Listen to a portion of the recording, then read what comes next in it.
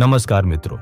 क्या कभी ऐसा लगा है कि मन बहुत बेचैन है, निर्णय लेने में मुश्किल हो रही है, जीवन में शांति कहीं खो गई है? तो आइए आज हम मिलकर खोजते हैं भगवत गीता के अध्याय 6 ध्यान योग में छिपे वो अमूल्य रत्न जो आपके जीवन को शांत, संतुलित और सफल बना सकते हैं। भाग 1। अध्याय का सार। कुरुक्षेत्र के मैदान में अर्जुन मानसिक उलझनों में फंसे थे। तभी भगवान श्री कृष्ण ने उन्हें ध्यान योग की ओर मार्गदर्शन दिया। ध्यान योग यानी एक ऐसा मार्ग जिसमें मन की एकाग्रता, आत्मनियंत्रण और ध्यान के माध्यम से आत्मा की सच्ची पहचान होती है। भगवान कहते हैं, जो अपने मन को जीत लेता है वही सच्चा योगी है। भाग 2। मन का नियंत्रण और ध्यान का महत्व। भगवान श्री कृष्ण समझाते हैं, मन मनुष्य का सबसे बड़ा मित्र भी है और सबसे बड़ा शत्रु भी। अगर हमने अपने मन को वश में कर लिया तो कोई भी परेशानी हमारे सामने टिक नहीं सकती। ध्यान योग हमें सिखाता है, ध्यान करने से मन शांत होता है, तनाव और चिंता कम होती है, जीवन के निर्णयों में स्पष्टता आती है। कल्पना कीजिए, हर दिन की शुरुआत कुछ मिनट के ध्यान से हो। आप धीरे धीरे महसूस करेंगे कि आपका मन अब आपके साथ है, आपके विरुद्ध नहीं। भाग 3।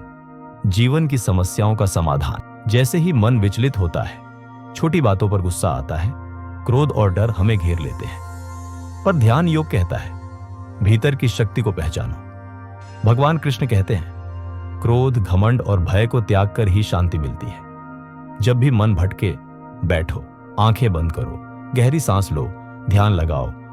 रोजाना 10 मिनट का अभ्यास भी मन को स्थिर बना सकता है। ध्यान कोई दिखावा नहीं है, ये एक भीतर की यात्रा है, स्वयं से मिलने की। भाग 4।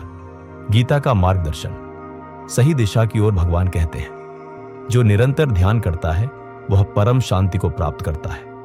यह अध्याय हमें सिखाता है, कर्तव्य करते जाओ, फल की चिंता मत करो। चाहे जीवन में कोई भी परिस्थिति आए, मन को स्थिर रखो। धैर्य, संयम और आत्मनियंत्रण से ही हम जीवन में ऊंचाइयों को छू सकते हैं। ध्यान योग हमें केवल बैठकर आंखें बंद करने की विधि नहीं सिखाता, बल्कि यह जीवन जीने की कला है। तो दोस्तों, गीता का 6वां अध्याय हमें यही बताता है कि मन को जीतना ही असली विजय है। ध्यान और आत्मनियंत्रण से हम न केवल अपने अंदर की दुनिया को समझते हैं, बल्कि बाहरी संसार से भी संतुलन बना पाते हैं। ध्यान योग को अपनाइए और जीवन को शांत, शक्तिशाली और सार्थक बनाइए। जय श्री कृष्ण।